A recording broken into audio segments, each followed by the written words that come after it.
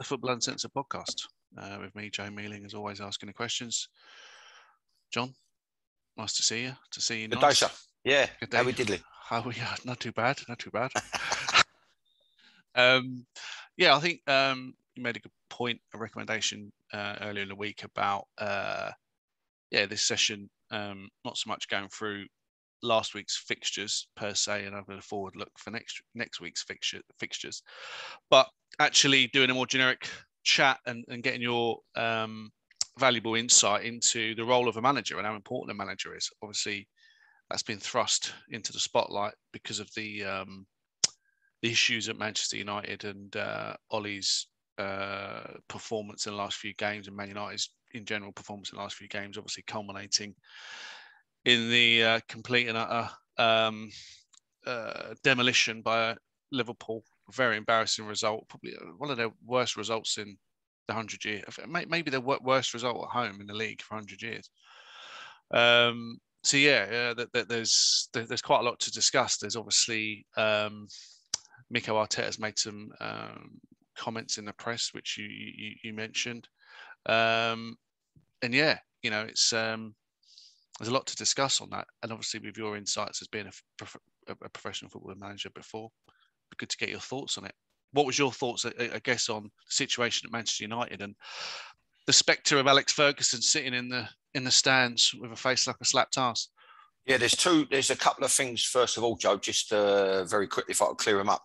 Well, I went away thinking about what I was, again, sort of, because I like to question myself over when we reviewed the two documentaries, the Spurs one and the City one, and I was talking about, I even had a little pop at the nutritionist and how overindulged the Spurs players were, etc. Before we come to all the subject matter you're talking about, and you said, well, maybe they're protein shakes, and then I thought to myself, well, what I should have done is maybe replied in the respect that if you're like pre-performance, it should be about carbs, and if it is protein shakes, it's normally post-workout, post-match to help repair / promote muscle tissue. So I didn't quite get either way. I think it's wrong, dishing out all these things, smoothies and whatever, different coloured smoothies to players, and I think that's been reflected in them being a bit Spursy. And then moving on very quickly, I said it almost in passing actually when I had a look at it back. My missus was watching it. I kept dipping in and out with regards to the last podcast, and I just said, you sort of twisted me arm up my back metaphorically. What do you think? Liverpool, Man United v Liverpool, and I said, well, I think Liverpool, emphatically, or I said Liverpool, and it'll be emphatic, and it was 5-0. And I've got to be honest, I don't think I can defend him any longer. I looked at that game. If the first goal goes in, and here's something you've got to consider that I was reading the other day. Up until that game, they had one clean sheet in 12 matches, Man United. So getting hammered 5-0, that makes it one clean sheet in 13 matches. And over a period of months and different competitions, they've had one shutout in what would now be 21 games. Right? Terrible, isn't it? Diabolical. And there we were, sort of singing the praises of back four. Two of them had a fantastic tournament for England. And then you've got the sort of the grey moribund platitudes after the game where he's saying, Maguire, well, we've got to go away and we've got to look in the mirror. We've got to look at ourselves. You know what I mean? Each individual, we've got to look at, slight paraphrase, but like, I'm thinking to myself, well, surely you should have done that 21 games ago. If you're at a club like Man United, I mean, I remember playing, and if I made a mistake, I was borderline devastated, couldn't sleep. And you couldn't wait to get back in and get back training and get a feel of the ball again and get back to being drilled and get back to doing the stuff I used to do on my own, like me skipping and 50 headers, 100 headers a day, one touch clearances, retreating and marking in the box, all this stuff that looked shambolic. And for one of the goals, you take pride in it. Basically, you take pride in your work. Yeah, take pride in your work and the repetition. Yeah.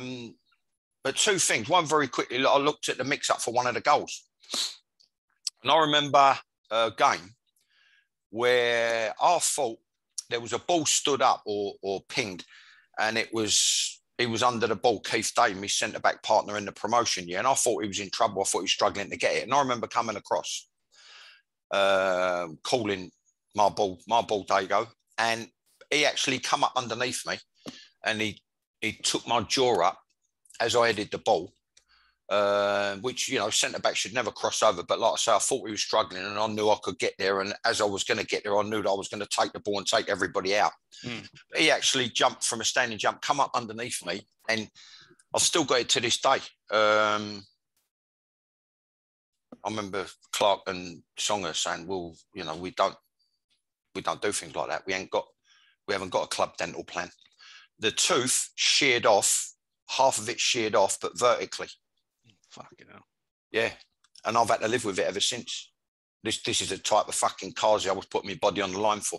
Bloody yeah, no, you know, with the benefit of hindsight, what should have happened, like happened with one other tooth, is I should have gone in, they should have done root canal, shaved it down, put a temporary filling on, or take an imprint first, and then put a temporary filling on, then they have something knocked up, and then you bring it back, and then you have the crown put on. Yeah. Understand? Yeah, so basically, they take away the thing, have the root canal, so you've got no nerves in it, and then there's no chance of any comeback further down the line, and then shave it down with the drill, and then put a cap over it. Well, like, I'm putting my body on the line for a club that never even had a dental plan.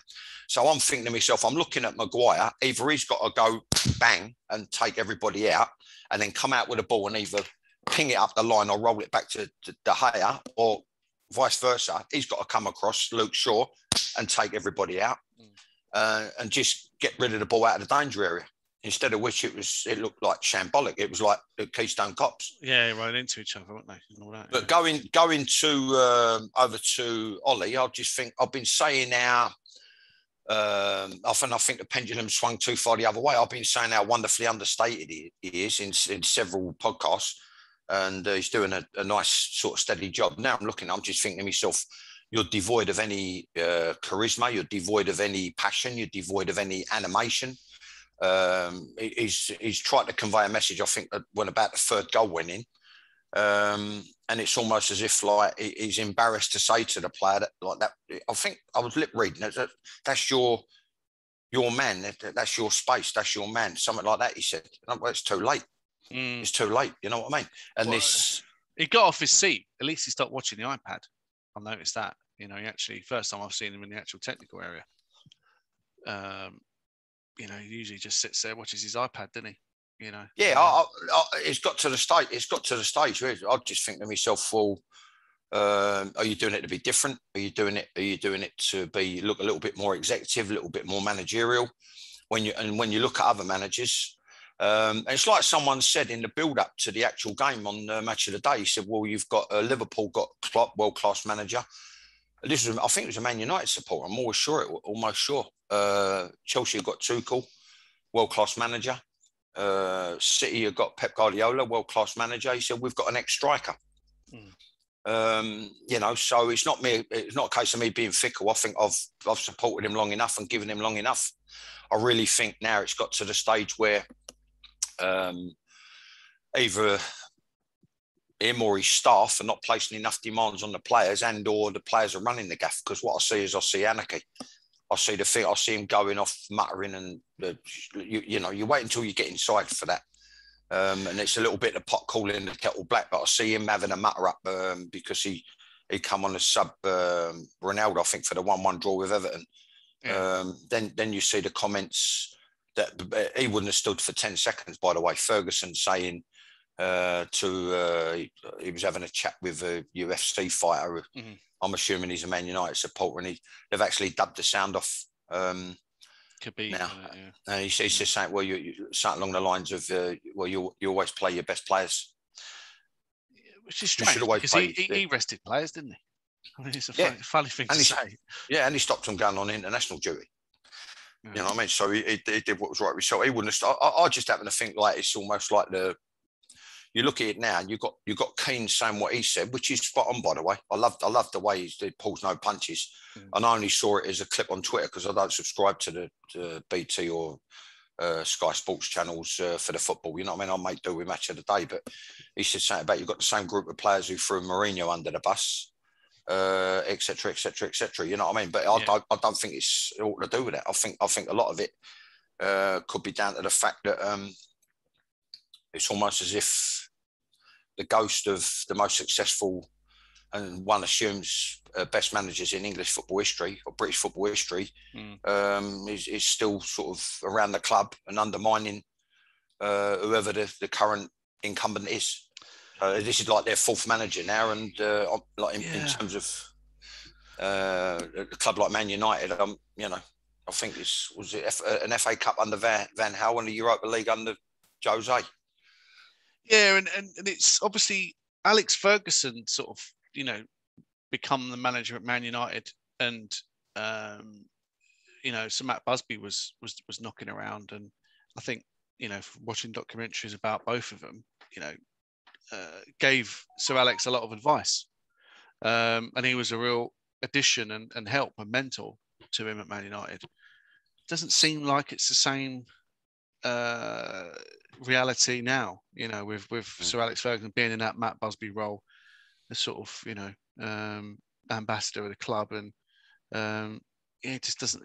Ollie seems. I mean, there was a big discussion on Sky. I don't subscribe to Sky, but there was a big discussion. Obviously, it was Neville and Carragher, and you know, it was all quite funny actually, because Neville was trying to defend Ollie, saying he shouldn't be sacked, but Souness and Carragher was saying that not only is the manager not experienced enough, but he hasn't got a coaching team around him that's experienced enough either. He's got the likes of Darren Fletcher, Michael Carrick. You know, they're all sort of very new to the coaching role. So they were saying that even if you don't get rid of Ollie, bring someone in with more experience. Now, that's right. You've got Sir Alex there, who's now he goes to most games. No doubt he's talking to Ollie. Is there not a better person in world football to be a mentor and to advise and to help a young manager? Yeah, I mean, is that happening? I've got to be honest, I'd struggle, because I was thinking about it. I think, well, it's fuck all to do with me. I'm not even in the game, and you know, Man United mean nothing to me, if I'm honest, other than the romance of bouncing back from the Munich disaster, and probably the greatest achievement I've ever seen in club football with regards to that treble year, 1999, and how they come back against Munich, Bayern Munich. You couldn't make it up. You couldn't write the scripts. But I'll be tempted to go one or two ways, or both ways. Set out two chairs in the dressing room and put them on display, and just say, just leave what's said to me initially, and then if you want to make a comment, you can. And I just say everything this man's built over whatever it was, 21, 22, 23 years. It's almost as if, you know, we're crumbling and handing it out, giving it away. We're Man United, blah blah blah. You know, so obviously you prepare a little speech in your head and say it, but then behind closed doors, I'd say come in the office for a cup of tea, and I'd say to him, this is if he was Ollie. I'm just trying to. Yeah, this is if you're Ollie. Yeah, that's right. Yeah, but then you've got the situation whereby the way football works, you've got to take a chance on whether you're prepared to make an enemy, and in this case, a very, very, very, very powerful enemy. And I'd say to him, look, when I was a player, you had total control of the club. You left it. Basically, it was well known that he couldn't coach, and he didn't coach, and he wasn't a coach, and he left it to other people. But he had sort of hands-on control of every other aspect of the club. And I'd say to him, you know, one of the things you had control over was things like the media and comments that were passed. And what you've said or allegedly said, you wouldn't have stood for 10 fucking seconds. So don't undermine me. Don't be saying to strangers, so, well, you know, you should play your best players from the start, because there were times when you rested people, etc., etc. So just don't do it. You know what I mean? And maybe he'd have a right smile, because, like, I think they're waiting to see, and it comes out in many sort of forms and with many different ingredients. You know, strength of character. Bit of a test. You know, but he can show strength of character how he is. Like I said, I've always said he's wonderfully understated, but I can't stick up for him anymore. No. I can't stick up. I'll just think to myself, what are you doing? He's not animated enough. He's not placing demands on the players. He's not bossing them from the touchline. It's almost as if, and have it right, you're not going to get on an iPad, you're not going to get as good an aspect of the game, an eagle-eye view of the game on an iPad as you would if you're sitting up and you've got a general overview of the shape and the structure and the movement of players. I just don't get it. No. It's almost as if it's self-defeating. I fully concur with the I said it at the time. You know what I mean? But I'm not getting paid whatever it is, 250 grand a year as a pundit, or 200 grand a year, or 100 grand a year as a pundit, and then making a comeback after gobbing at someone. At the end of the day, that's just common sense. What Ferguson said is common sense, but it's almost as if do as I say, don't do as I do, because we know he even stopped players going on international duty if it suited him. And then you've got the historical aspect of the coaches he employed compared to what Ollie's got. And I said it at the time. Don't matter how great a player he was and how great a player people think he was, Carrick. To have that as your first coaching job, it's just phenomenal hill to climb. Yeah. I mean, it does seem to work at other clubs. I mean, Barcelona seems to be past masters at being able to blood ex-players that immediately go through and, become successful managers. I think Luis Enrique, obviously Pep, whose first job was at Barcelona. They're talking about Xavi now taking over from Ronald Koeman. Come over the news last night. They sacked Koeman after the 1-0 defeat at, I forgot what it was. Vallecano. Yeah. And enough was enough. And I just think to myself, what a result the geezer's had. He's a highly respected, revered ex-player, worked under some of the best coaches in the game, came through all the age groups, phenomenal success at first team level, gone away, and polished his strengths in the Middle East somewhere. I think he's in somewhere, is it Dubai or Qatar? Some Middle Eastern league anyway. And I'm thinking to myself, it's a blessing. They're going on about no money. They're €1 billion in debt or €1 billion in the red. Young players. And I'm thinking, result. It's the best job in the world. You know what I mean?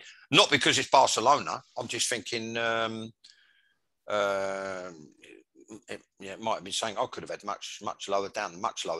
But you think to yourself, you got a chance to talk to the directors. In my case, it fell on deaf ears because you're dealing with shallow morons, and well, not all of them, but one was in the land of the bewildered.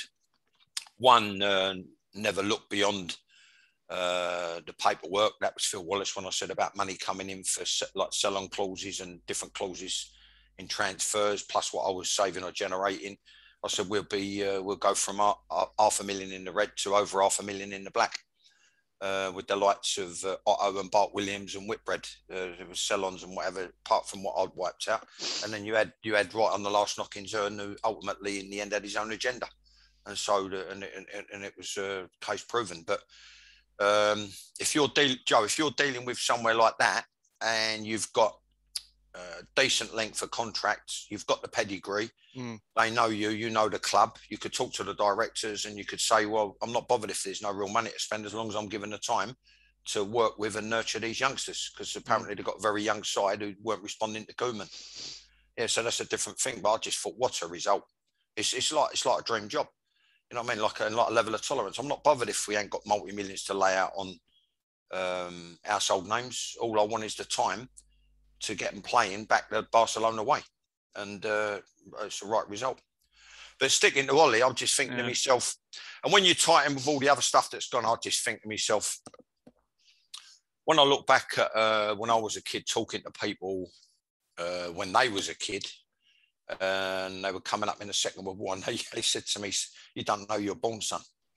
That's all I can say. That's all I can say. Because I compare it. I actually, going back to my book, I said a thing in my book, I happen to think, and I think it's true, and I think it's a fair assessment, because I'd swap places in a heartbeat with some of these people, or all of these people. You know what I mean? You look at him like playing the victim, and certain friends in the game sticking up for him. Bruce, he's walked away with 8 million, and why not? Lovely. Okay. Well, that little cushion the blow. Fat lettuce head, or whatever they used to call it. Yeah. Well, because I only done a deal on a handshake and I never had it written in, I was struggling to get a bonus, which I ended up, I had to get it. Then I had to negotiate it with Ern. And I just said to him, look, if you're that hard up for the 300 quid, Barry, keep the fucking 300 quid. I had to sign an ex gratia agreement, having gotten to the, what would now be the, what's it now? The, something like that. Is it the Johnson's paint thing?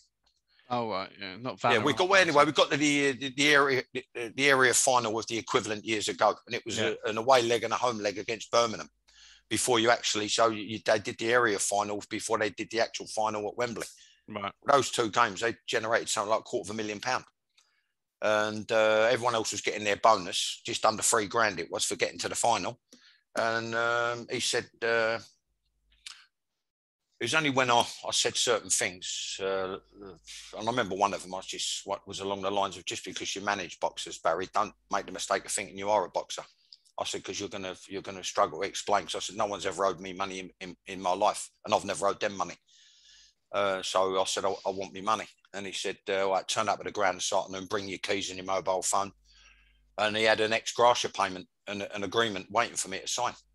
So the point being, when people said to me as a kid, you don't know your born son, I can safely say some of these don't know they're born. They're on Fantasy Island, fucking articles from Arteta. I've got friends taking their badges and I don't know if they're a little bit fearful and a little bit wary, paraphrase. Not should they go into management? Because of the stress and the abuse and all that. The stress and the abuse and the criticism. Do me a fucking favour. Don't make me laugh. You know what I mean? What I mean, it's a reflection of society now, isn't it? I suppose it can affect your family, but I just say, look, don't listen. Don't. I said something about the country, something, and then it trickled back to me some like muggy, hand-wringing, self-righteous, self-entitled, pseudo-intellectual called me, said, yeah, he's on Twitter, he's a racist. Do you know what I mean? You just think, you fucking moron. Yeah. What's a moron? You know what I mean? But anyway, that's a different issue. The main point being, Joe, you just say, well, maybe have someone managing, if you're on social media, which I don't think you should be if you're a manager or a player, but if you're on social media, then you get accused of not interacting with supporters, so you can't win. But that would be my explanation. The reason I'm on it and I've advised my players not to be on it is because you don't need the aggravation and the stress. Well, they're managed by PR companies anyway. You managers have, right. You used to have fans. So you just say to your wife and kids, stay off it, don't look at it. Yeah. If we're having a purple, it's the Kipling thing. You know what I mean? You treat them with equal, whatever the imposters, whatever. Imposters, yeah. Success and failure. Yeah. I think it's the poem If. Anyway, I'd just say stay off it. But they're getting well remunerated, aren't they? To take that, like say Steve Bruce, it wasn't very nice what happened to him, obviously. But if he didn't want to be in the job, he didn't have to be in the job. No one's forced him to be in the job, and now he's earned good money out of it. So it's like all celebrities. You want to be a lead singer of a band, you want to be an actor, well, you get dragged through the papers. That's part of the course, isn't it? Well, what you've got to bear in mind is I didn't, but what they do is with agents on behalf of them, they talk their way into the job. If you remember in the last episode, we were talking about, we did a two-parter, and one of them said it. I said it's the best quote I've ever heard in football ever about football. It's a confidence trick.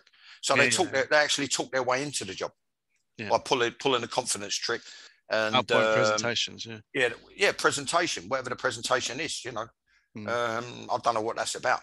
He'll start coming out with. I wonder what Ollie's was to get the Man United job. Did he do one? I mean, at the end of the day, I just think he totally lacks presence. He totally lacks charisma and totally lacks presence. I mean, what's his strategy? You look at the setup of the team against Liverpool at home. Liverpool were just like probably the best team in the world at the moment. Salah is, untouchable, on fire. Yeah. And Man United set up attacking to go for Liverpool. It seems, well, certainly the way they started the game. Where's his brains? What's he trying to achieve there? What they was going on about last night, they were going on, someone was talking about another club, they were talking about the amount of players they let go and bought in X amount of hundreds of millions. I think it was Borussia Dortmund. By the same token, I'd look at Man United. I'd look at the amount of money they've wasted, and then the formation they're playing. Have you like 4-2-3-1, predominantly, quite fluid, quite flexible. It could become a diamond. It become 3 at the back, 5 at the back, 2 at the back. It can flood midfield. It can become 3-4-3, like Chelsea do it. And at the end of the day, I'm thinking to myself, well, you've got 2 fullbacks who go gallivanting forward. One's an out-and-out defender and a better defender than the other one. One's much more gifted going forward. But then teams target the channel in behind him and target a centre-back who's got no pace if the ball goes down the side of him. On the other side, like I said, you've got a right back he gets forward, and like I've said before, on the ball, and his end product. If that's what 50 million buys you, then I'm flabbergasted. Then you've got 2 screening midfield players who don't screen. They go on the missing list. Then you've got the 3. And someone said the other week, which I think was wrong, and it wasn't questioned in the studio about him keep changing the side. He don't. It's only 1 or 2. Yeah. To bring in fresh legs where the position requires them to cover a lot of ground. Yeah. And then the one up front, which but it seems so. Go on, mate. Sorry to interrupt, but it seems so obvious, like you say, McTominay and Fred in midfield. I mean, you know, they haven't kept a clean sheet in, 1 clean sheet or 2 clean sheets in 21 or so, horrific like that. Now, ostensibly that back 4 individually are good defenders, or it should be a decent unit. But it's obvious that the frailty is that centre midfield. Well, it seems to me that they're not placing demands on him, and like I said, I said in the week, I think it's about, and we said it about Spurs in the other thing. But when I see looking at the documentary, at times it was borderline anarchy. Yeah. And just every, not pressing as a team, no one bossing it from the back. What's got to happen is someone's either got to take the lead from the front in terms of them being drilled, and then as soon as the one from the front in terms of being drilled, that triggers the rest. And if it don't trigger the rest, that's when the manager's got to come in, and the players on the field who are the bosses, they've got to come in and they've got to put the proverbial cattle prod up their jacksie and make sure it happens. You understand? Then you've got to you keep revising it in training. You keep doing the revision in training. You understand what I mean? I mean, you talk about thing. I'm looking at it. I'm just thinking him out. See, this is the only defence I've got very quickly while I think of it, right? For Ollie now. I'm looking at Fred. How long ago did they buy him for something like 54 million? 55, 50 million? It's got to be at least 3 years ago, maybe 4. Yeah. And I think it's been one of the most phenomenal wastes of funds I've seen ever. You know what I mean? But this is the thing. Right, this is the thing. What punters might not realise, pundits and customers who follow the brand, which I used to call supporters. But what they might not realise is going on behind the scenes. They might be it might be a situation where he's trying to play players so that he can help get them out of the club. Yeah, and because there's all sorts of agendas going on inside a football club, and normally it ties in with what I was going to say earlier, and I went off at a tangent again. Which I've got to stop doing. I said in my book about managing in the lower leagues is a totally thankless task. Right? Because you've got all these different agendas. Inevitably, right, Joe, this is what it comes down to. Someone only gets a job, right, because the previous incumbents left a mess, right, or a perceived mess. And I think the only person I know in history, the only 2 people I know in history, in football history, where someone hasn't had to come in and clear up a mess and just add to what's already there, has been Arsene Wenger at Arsenal and Jose Mourinho at Chelsea.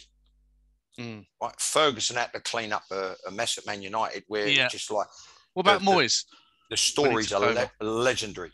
Well, what he's done, and I went like that, bang on, because I've been thinking it, so I'm not copying what he said. And I'm basically endorsing what we said in a previous podcast, whereby I think I just said in synopsis form, it's much more efficient. What Moyes has done, he's sort of managed the club, and how he's done it must be very cute because he's handling amazing what they've done in some of what they've done, or what you hear of what they've done.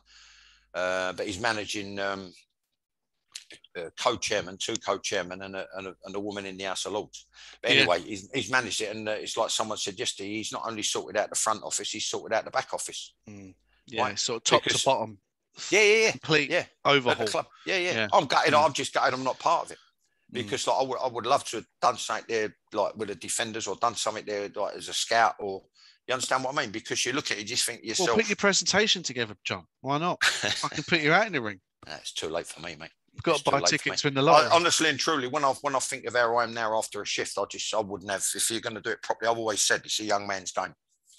I just think that once you get over the age of 55, if you ain't made your money out of the game and achieve what you want to achieve, then you're just hanging on for the ego trip.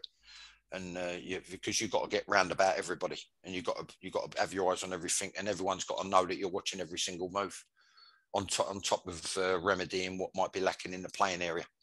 I just think I said 3, 4, 5, 6 episodes ago, West Ham could well be one of the surprise packages, and at the moment he's proving me right. I just think he's gotten well structured on the field. Yeah. I think they've got a slightly stronger squad, because obviously it goes without saying they'll still be looking to improve it. What I like is you ain't got all this nonsense coming out in the press. Oh, we put a bid in for him and they let us down, and we went after him, and we might be signing him, and we might be signing them, and all from up above. And it's like I tried to do it late in Orient. No one says a word until you call, in our case, the local press in to take a photo of him being welcomed to the club and putting pen to paper, whether it was a loan or a permanent signing. Yeah. Here's a question for you then. Could Moyes replace Ollie? What, go back? Is what that'd be a turn up for the books. I'll answer your question, because it ties in, and people have got to understand we haven't briefed each other. No. My honest belief, my true belief, and as a consequence of where he's from, a consequence of probably owning after Northwest in property, a consequence of the name he's made for himself in the game as a coach, I think the next manager of Man United is Brendan Rodgers. I think they'll target him. I think he'll be, and I think one of the North London clubs will be Potter, because he's overachieving at Everton. So I fancy him to end up at Spurs, which would be a bad move, or Arsenal. Yeah, Potter at Brighton, he'll end up at Spurs or Arsenal. Arsenal would be the better move, better fit. Whoever takes on Spurs, I mean, you've got Oddle having a scream up about the style of football that Nuno's played in one article. I mean, it's coming at him from all directions. You know what I mean? And well, that's that thing, isn't it? Oh, it's not the Spurs way. Well, what is the Spurs way? Being Spursy, not winning nothing. Not winning nothing. Yeah, one League Cup 2008. Yeah. What is it now? 60 years since the title. I mean, it's embarrassing. It's embarrassing. It's like I said when they said about they unveiled the stadium. They unveiled the stadium, and I just was. It's no good having a world-class stadium if you haven't got the team in it. You haven't got the team on the football field. You've heard of El Clasico, haven't you? Yeah. So it's they're calling it the game on Saturday, Spurs Man United, El Sacico. And whoever loses that sacked. Yeah. And I think he'll struggle outside his own land. I think he'll struggle to get another job. Because you look at the other thing, he was the same there, wasn't he, at Cardiff? He looked like a little boy lost on the touchline. Looking for his mum and dad. Rabbit in the headlights, yeah. Yeah. Baby-faced assassin. Well, yeah, he was. Yeah, it's a baby face now. You look at him, the 5-0. I said to myself, I said to my wife, she said, well, I'm going to bed in a minute. I'm looking at the thing on match of the day. He aged visibly during the 90 minutes. He went grey, didn't he? Yeah. Yeah, and it can happen. Because it's the loneliest place in the world. So, talking about managers then. So, who is the best manager in the league? And who's the worst manager in the league? At the moment, pound for pound, pro rata, Moyes. Okay. You look at the money he spent, and you look at what they're doing at the moment. Last night he rested players. Pep rested players. Yeah. But it is what it is. They won on penalties. I mean, it's a shame. I called a London treble: Spurs, West Ham, and Brentford. I said, get your money on a London treble last night. But I don't know whether you still get paid out after, like, whether it's just win. and then take a little bit of a nosedive on the price for him to win by any means necessary, including penalties.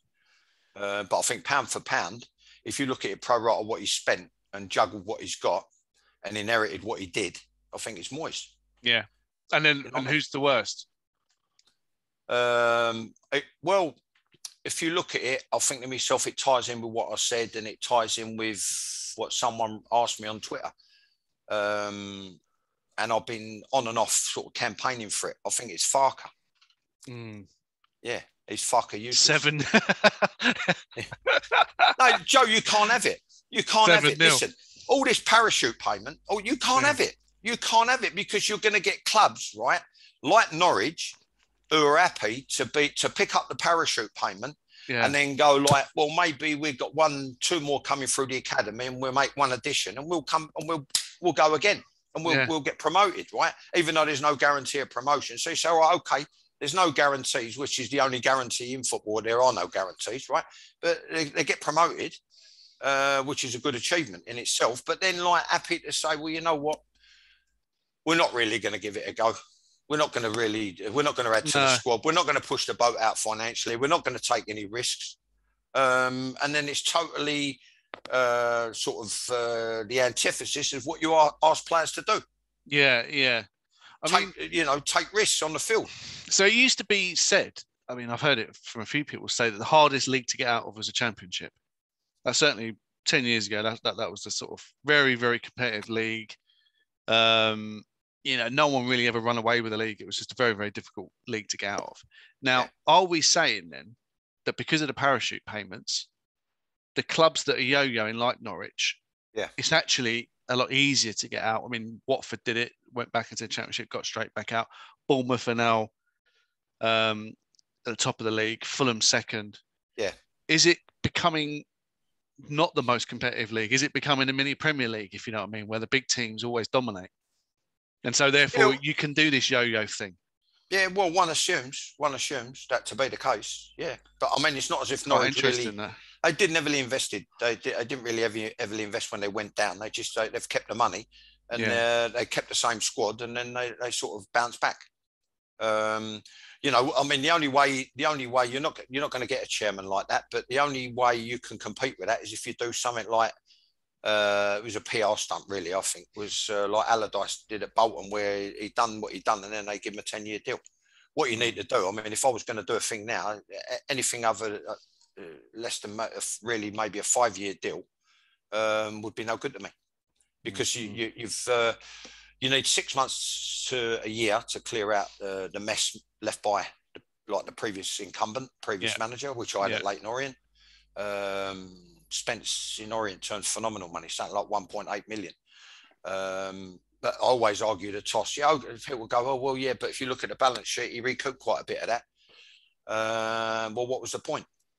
Right. So let me explain it, because he got rid of a lot of home-produced, homegrown, very young players with a lot of potential and a long future in the game for not a lot of money, and replaced them with overaged, overpaid mercenaries who didn't really give the monkeys about the club, and used the club as an ATM in the twilight of their career with no resale value. So that's the problem I inherited.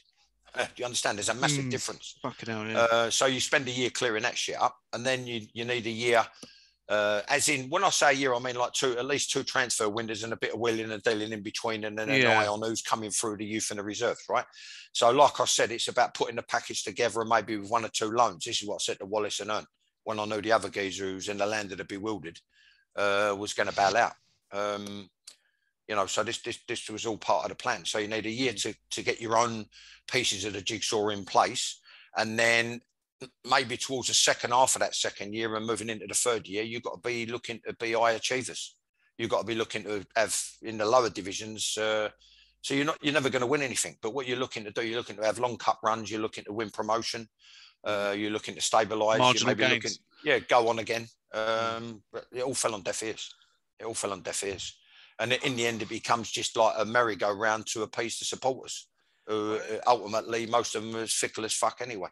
So that question then about longevity and long contracts versus short contracts. So an interesting question to ask would be Cucho, I forget his name, no, Cisco, sorry, who got sacked from Watford, and obviously Watford churned through managers like it's going out of fashion, and very heavily criticised for their model. But bring Ranieri in, and the first question he gets asked is, why did you take the job? Do you feel, how do you feel about the fact that managers don't last very long here? And he turned around and said, it's completely normal in Italy. That's how it's done. We're head coaches. We come in, we've given the team. Sometimes we don't even, have any insight into or oversight as to what players come in. We're given a team and we have to improve them from a coaching point of view. That's our job.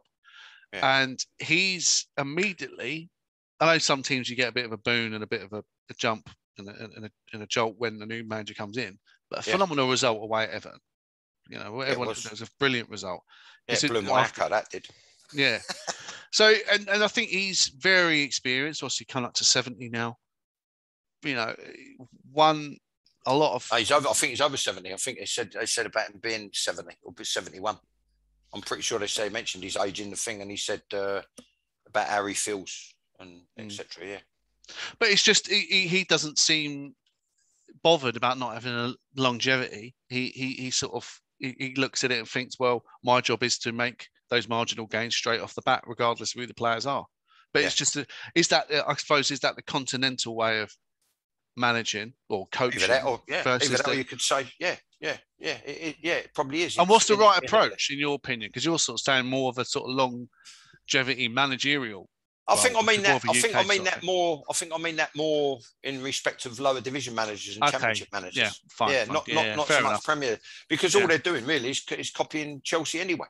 He's had a sort of iron fire policy, Roman, hasn't he? Or at least the bird he's put in charge of it as. Yeah. And because it's about there's the infrastructure there. It's a new voice. It's a new voice. It's a new opinion. Because there's nothing, Joe, I promise you, there's no formation that hasn't been played. There's no free kicks or set pieces, whether they're corners, wide free kicks, central free kicks, that haven't been tried. There's no defensive structure that hasn't been tried. There's no shape that hasn't been tried. You understand? It is, to use one of his expressions, it's a new voice tinkering with the same theme. Yeah. You get what I mean? It makes sense. Yeah. Whereas I think lower division, because there's like very little reward in terms of money and achievement. I'll go back to when I thought I'd done a 3-year deal with Barry Earney. Said you'd be getting a 3-year deal. The job's worth 50 grand. So I thought, oh, fuck me, you're slippery, because straight away you've knocked 10 grand off of what the previous geezer was getting. Because Peter Eustace was getting 60 grand and a Club Mercedes. He said to me, the job's worth 50 grand. So he's knocked 10 grand off of the 60 grand and brought it down to 50 grand. Then he says to me, but you'll be getting 35 grand. So an Americanism, you'll be getting 35 grand and the rest will be incentivized. Right. And then you fast forward to now, and they've got a director of football on allegedly 124 grand. Why do you need him anyway? Yeah. If the manager's doing his job properly. Yeah. So what it is, they're trying to copy the layer cake of top level football. At the top of the pyramid without the salaries. And without necessity, really. And there I was, like I say, well, you don't know you're born son when you've got Arteta going on about the stress, and I don't know if I've got friends taking their coaching badges, and I don't know if they're going to want to go into management because of all the stress and the criticism. All I can do is hark back to what I said. Try doing 6 jobs in the club: first team coach, first team manager or co-manager, reserve team coach, youth team coach to help out the geezer I brought in. And a little bit out of guilt because I basically fundamentally after 10 months deserted the youth team that I'd brought through for 2 years in the previous 2 years in the academy to take first team duties and avoid relegation in the first season that I did a bit, which was only with 5 games to go, and then end up as chief scout and commercial director because the club had no money, couldn't pay the milk bill, and couldn't afford a coach to Stockport. So I ended up for the rest of that season raising funds when you had a geezer who's commercial director who'd been there, I think by the time I left, 15 years. And, so you're thinking, why are you getting your salary? If anyone should have had a double basic salary and the rest incentivized, ergo commission, it should have been the commercial manager. Yeah. Not me. Yeah. And in the end, I ended up not doing. He ended up not doing the deal with me because there was a wave of negativity around me and around what had gone on at the club. I was still clearing up a mess. And then try eradicating on top of all what I've just said, £500,000 a year, like in the red for 5 consecutive years. So I don't even know how that was allowed to happen, but I came in and cleared it up, and I left him, like I've said before, it's in my briefcase in the front lounge, 170, 220 grand in the black, which he gave to Pat Holland to spend. Yeah. It was the guy who took me place. So people like Arteta, I just say, you don't know your born, son. You've got layer after layer of buffer after buffer to deal with press and public relations and the finances at the club, negotiating transfers. The flip side of Ranieri's coin is all you've got to do is you've got to identify, which is very simple, identify a position where you feel you might be weak and where you feel you might need competition for places, and then ask the director of football, the technical director, all these names they've got, to go out and get one. Yeah. At the right money within the budget. Well, it's good to have him back, Ranieri, isn't it, in the league? You know, he wasn't treated particularly well at Leicester after winning them the league, and I know they brought in Brendan Rodgers, who's a good manager, but he went back to Italy and done well there. He tends to do. I know he did a bit of not an ideal spell at Fulham, but he tends to do well wherever he goes. Ranieri, he's a good old school coach, isn't he? Yeah, and like people were saying, like I think another mate of mine on TalkSport, the Moose Abrahams, he was saying about him being such a likable character. So I think that helps. Yeah. So I just think like it's the same age-old equation. You've either got to be really well liked or really feared, or it's just my personal preference. I think a mixture of the two. Yeah. What was it? Machiavelli said it's better to be feared than loved.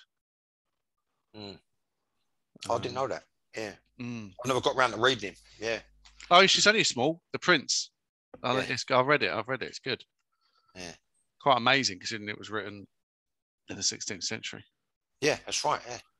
Have you read Sun Tzu, The Art of War? Yeah. Yeah. Well, I read that. I read that because the background I had in PFA paid for me to do a scholarship and go back to martial arts to become a teacher. So obviously you get into all that stuff. Yeah. The philosophical side of it and the mind games. Yeah. The only Machiavelli I know is from Bronx Tale, quoted by Chaz Parmenteri. Go on. Yeah. No, he said the same thing. Oh, I said the same thing. Yeah. What is it, better to be loved or better to be feared? Yeah. I think the ideal situation is where, like, you look at one of the things. To me, again, it's just common sense, and it's what you work out from within. Was another Ferguson documentary, something, The Secrets of Success. It's just nice to be able to get the opportunity to see whether you can achieve that success. He said it meets in the middle and it becomes tough love. Yeah. I guess what you can't have is not to be respected, which I guess that's when you lose the dressing room. I guess because they're not listening to you, they don't respect you. And then is that? Yeah, you say that's irredeemable once that's gone. Yeah, the only way anyone ever eradicated that with me was if how they treated me personally, or if they didn't know how to articulate the game. You know what I mean? So from a personal point of view, I just think, like, at the end of the day, if a player is a wrong un, to put it like in stronger terms, of, an absolute shithouse, then it's like he's saying, Roy Keane. If they've thrown other people under the bus, they're not going to hesitate to do it to you. And I found that to be the case when I had my little chance, small chance, slight chance. But you obviously went with look, it's from, you tell me, but from obviously what I've seen, you went with the sort of zero tolerance approach. No. It depends what you call zero tolerance. Well, I'm just meaning that particular point when you said, here's your 4 weeks' notice. You know what I mean? You're sort of Oh, 2 weeks' notice. 2 weeks' notice, yeah. Oh, that one, what, Terry Howard? Yeah. Well, because I remember you said to me before about players that are saying, "Oh, I have 2 sugars in a cup of tea," and you're trying to tell them something, and they're not fucking listening. Yeah, no, that was non-league. To be fair to the lads at Leyton Orient, they, I said but 8's not enough. 8 out of 15 or 8 out of 16 or in the end 17, including 2 goalkeepers, one of which was a co-manager, is still not enough because you've got no competition for places and the team picked itself. So that brings it down a few more percent. Then the financial situation, you've got this dark shadow. It's like almost cartoon-like. This thing casting a shadow over the whole club. That took away a few more percent. Yeah. No goals in the team took away, apart from Colin West, took away a few more percent. Bringing pressure to bear on an already overburdened back 4 or back 5, that took away a few more percent.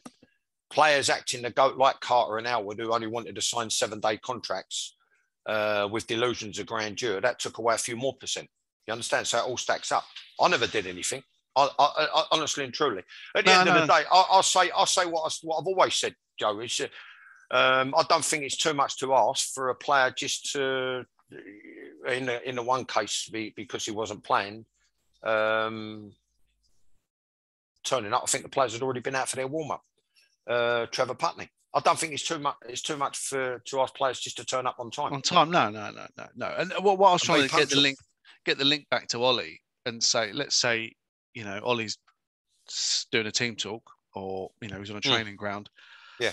And you're getting vibes from players like Ronaldo, who may be starting to influence Fernandez, and they're not, either they're not listening or they're not doing what you're telling them to do in training or in matches. Yeah. Can you say you're fucking off? No, I think someone like Ronaldo, that's the player power, isn't it? It's a totally different psyche with players that talented. Okay. This is what I mean by the defensive structure, Joe, right? Yeah. What you've got to do, you've got to set the team up. You've got to set the team up, right?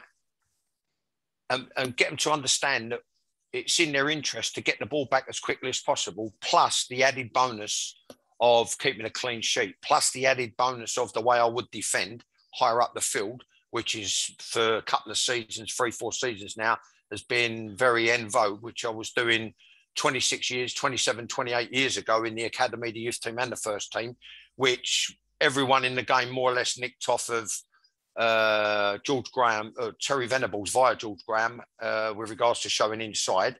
And it's quite complex. Everything's got to be like bang on. But before that, pressing from the front of Liverpool with Ian Rush and Kenny Dalglish, or Kenny Dalglish and David Johnson, like the two that I come up against. You understand? So it's like I say, it's not as if they've reinvented the wheel. But what you do is you then, from a forward point of view, or going forward point of view, you give them a couple of patterns of play as a framework to hang their ability on. And then the rest is about drills. So as in, like I've said before, once upon a time, footballers thought that they were the only sport where repetition didn't matter, right? So you do the repetition in terms of the drills. So it becomes like second nature in terms of muscle memory, if you like. Yeah. Like a natural instinct. And then the rest you leave to their ability to play. So type of players you're talking about. You're talking, Martial, you're talking about Greenwood, Rashford. That's interesting. And Cavani, so you have to take that as a message, really, that if they're not happy and they're not, their sort of body language and the fact they're not taking on your instruction, you've almost got to, that's where the player power comes, when they're that good and that talented. You say, right, I need to rectify this, that they're telling me there's a problem that I've got to rectify for their own benefit, not just say, oh, you're not listening to me, get off. And basically, Right, that's interesting. Don't matter what level. I used to talk to players one-on-one all the time. While the players were warming up, I'd call one out who I thought specifically needed to talk to get his feelings. I never got any credit for that. Loads and loads of team meeting. I'm not talking about cups and fucking trays of sandwiches and all over people's suits. And we had loads of team meetings where I sat down and cold, calm, calculated, forensically went through stuff. And then you work out you're either dealing with a Dimlo with no football intelligence, or a combination of that and no fire or no passion. or nowhere. And that's what I mean by delusions of grandeur. You know what I mean? It wanted 2-year contracts with a 30% rise at a club that couldn't afford to buy tea bags. So you bringing it back to what you said about, is that what you do? Well, no, it isn't. He elected, or two of them elected to sign 7-day contracts. So legally, the club is entitled to give them a fortnight's notice and get them off the payroll.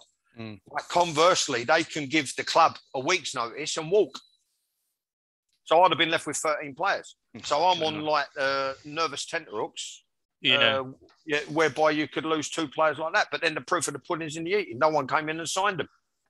Yeah. So you know, it's like I was told, well, when Peter Anderson didn't like to cut me jib at Millwall, the worst manager in Millwall's history. And he said sarcastically, well, you know, if you don't want to go, don't go. He said, maybe Man United are coming for you. You know, I just thought, you sarcastic cunts. I just wanted to chin him. But I thought, you know what? Let him. And then we finished 4 or 5 players, just missed out on promotion at Gillingham. Much better set of lads and a better atmosphere. You know, the first year was different class. Then when he came, it crashed and burned. It took a nosedive. You know what I mean? So I was happy. I was happy to finish well above Millwall and go and seek pastures new. Which, if you got anything about you, if you're not wanted, that's what you should do. I offered them the same money, and I said, take the same money, take the 2 years. It will take you up to your testimonial. I'm trying to protect him without betraying professional confidence where the club and the directors were concerned. Yeah. And then on the one hand, they're saying, he's got to be worth money. Surely we can get 350 grand for him. I said, if you can get 350 grand for him, I said, that's what Chelsea would have done when he came here. Yeah. He came to Leyton Orient on a free transfer from Chelsea. So don't you think Chelsea would have got, if they thought they could have got 350 for someone, they'd have got the 350. Yeah. It's not, I said, like, you're deluded. Yeah, when he's a bit younger as well. Just quickly then, because the time's running out. Mate. El Sakiko on Saturday. Oof. Tottenham, Manchester United at Spurs. What's your predictions? I think it's their only chance of a result because it's Spurs. Yeah. I think they'll get beat in the Manchester derby, and I think they'll get beat away in Italy. And what? So let's say the Champions League. Where does that put Ollie in the next 10 days then? After those I can only say now what I said last week. I just think it's been dragging on and on and on and on. You've got veiled messages coming out via players in interviews like, I think we need to change things. We need to which was, yeah, you're right, spot on, Pogba. Might be time to part company. I just don't think this goes against everything that I've said. I've tried to support him. I've tried to stick up for him. I've tried to see it from his point of view. I've tried to be sympathetic to his cause. I've seen some of what he's going through in terms of people being off form or their lack of application, and I think that ties in with what Roy Keane said. Same group of players, more or less, who threw Mourinho under the bus, but it might be time for him to leave, because it seems to me he just ain't got the strength of personality. He hasn't got the charisma. He hasn't got the presence. Well, if you ain't got it at Cardiff, it's hard to have it at Man United when you got. No, but I just thought to myself, Ronaldo. You know, like the thing is, Joe, I'm always willing, which people don't think I am. You know, including what you just said with regards to sort of more or less making assumptions. I've always been willing to give people the benefit of the doubt.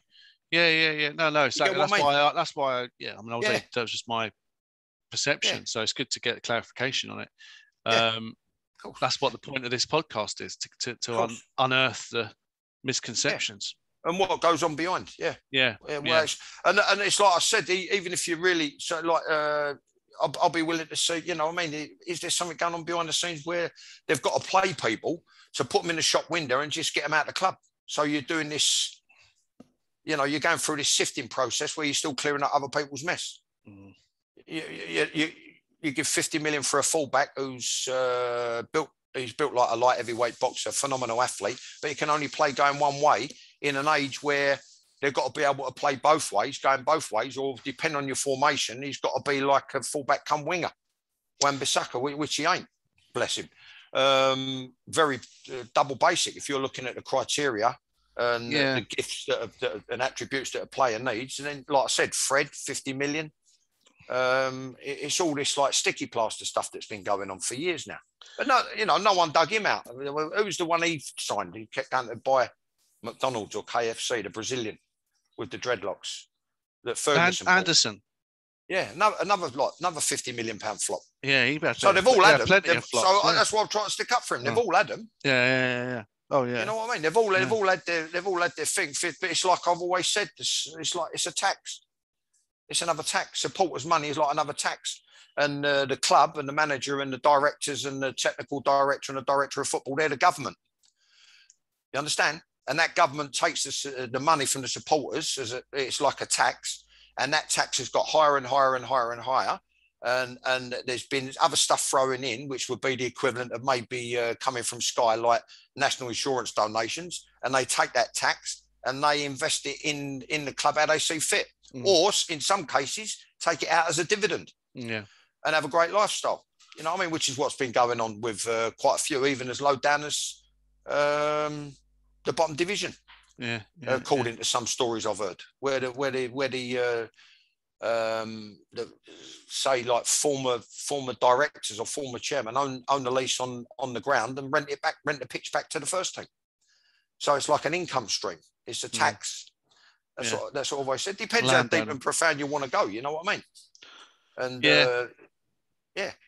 that's the way I see it. And I just think that like the tax of the country, of the workforce, there's a lot of occasions where it's been very, very poorly invested, and it's been poorly invested in vanity projects. So these two parallels I'm using in my second book, because if anyone thinks that there's no correlation or no similarities, they need to wake up and smell the coffee. It's a microcosm, yeah. That's the word. Good word. All right then, John. Well, that was fascinating. That was actually. I didn't say much there, but it's just great to listen to you there, because it's so interesting just to get, as you say, unearth and get behind the scenes and actually, get an insight into how it really works and the role of a manager, which is potentially changing, but or potentially not. Depends how you look at it. Maybe it's always been the same. Maybe it's changing, but certainly some people have got a natural gift for it and others haven't. Yeah, and you need to have multi-skilled. You need to be multi-skilled, it seems. Yeah, without a doubt. Yeah, but some of them have they go into an environment where they'll only need one skill set. Yeah, which is the skill set of kidology. Going back to the last podcast, PR sort of point, yeah, and PR like Mourinho did at other clubs, and like I said, I think he probably only ever coached at Porto in terms of like deep, profound coaching structure. And if you'll allow me, just the last couple of things, I would reiterate that you don't know your born son when you hear these managers complaining and fretting over whether their friends should take coaching badges. And then the other thing is basically make your mind up. Do you ever want to be part of it? And if you do, I think you'll find you're getting very, very, very well paid for it. So shut up and get on with your job. Put up and shut up. Yeah, shut up and get on with your job for 6 million a year. Yeah, or 8 million a year, or 4 million a year if it's Brucey. You know what I mean? 2 years left on the deal, 8 million settlement. And now you've got friends in the media, and what does he do now? Well, that's it. He's finished. He's finished. Should be finished. If he's got, like, according to well before Newcastle, some rich list, whatever it was, he was worth 38 million. Showed him reading The Sun in the south of France while his missus was shopping. Probably bought, I don't know what, looking for another Hermes wrap or Louis Vuitton bag, whatever. I don't know what they're doing out there, but they're out there. Sometimes you should just be content with your lot. Mm-hmm. You understand what I mean? Yeah. So there's a lot of people who have had second chances, third chances, fourth chances, fifth chances. So stop complaining about it. Yeah, you know what I mean? Yeah. And everyone knows now at the highest level it's short term. So why the surprise? Why the surprise? I just think, look, like for the foundation of the game, if anything's going to be long term, it should be. I'm speaking up on behalf of lower division managers. It should be those people that get long term. Yeah, the widest part of the pyramid. That makes sense. Yeah. That's the foundations, as you say, of the sport. Yeah, that makes perfect sense. Plus, you've got to talk to your chairman and make them understand it's a thankless task. Yeah. supporters are deluded. The board of directors are deluded. They're not. They might be lucky if they get one promotion in their lifetime. Yeah. You know, I mean, 25, 26 years I've been gone from the club I was at. They've had one promotion within the league structure. Yeah. You know, so there's got to be that. I just think that managing expectations. And a trade-off. Almost a trade-off. All right, then, John. Well, that was Cheers, good. Mate. We shall see what happens at the weekend, and then we'll do another one next week on the weekend's performances. There may be a second this weekend. We don't know. But, yeah, round about that time, yeah. It is getting to it, and obviously Watford have already sacked one, but yeah. You just reminded me of an Al Wilkinson quote. October is the Ides of March for managers. Well, you don't watch Succession, do you? But there was this brilliant, because it's based on Rupert Murdoch. And last week, he had to sack someone. Well, I think it was the last episode of the last series. He said, "We need a blood sacrifice. Who's gonna put their hand up? We need a blood sacrifice." And, you know, it's you need to release the pressure. Someone's got to go. Take the fall. It won't be the owners, will it? No, dear. That's for sure. That's for sure. I don't think you got the irony of, like, you got that certain stage of the year where, like I said, it's like that. You do that assessment at the end of October after you've played a few games, you know, and in the lower divisions, you're probably knocking. You're probably knocking on the door of nearly 20 games. At the highest level, it's probably approaching 12 to 15. But I think the Ides of March was Shakespeare's Julius Caesar. He says for managers, October is the Ides of March, which I think I'm led to believe is the 15th of March. Right. Yeah. Anyway, all right. On it goes, mate. The bottom line is one thing that never goes away is the beauty of the game. Yeah, that's right. That's right. I mean? Well, it's just a brilliant. You know, it's just great to keep this going, get your insights, because it's a bottomless pit of golden nuggets. So, you know, I appreciate that. Keep minding them. Yeah. And listen, Joe. Hopefully, we can we keep, like, people sort of watch, like, subscribe, share, because the subscribers have gone up to well over 300 now. Yeah. No, which is fantastic. Yeah, really good support, and thanks everyone for that. And hopefully, just keep. Thank you. If you enjoy it, and you think you've got friends and colleagues that might enjoy it also, please share it around and spread the word, and keep engaging with us. It's been great. We've got some good banter on Twitter now. So, it's going well. All right, then. See you later, guys. Cheers, everyone. Thank you.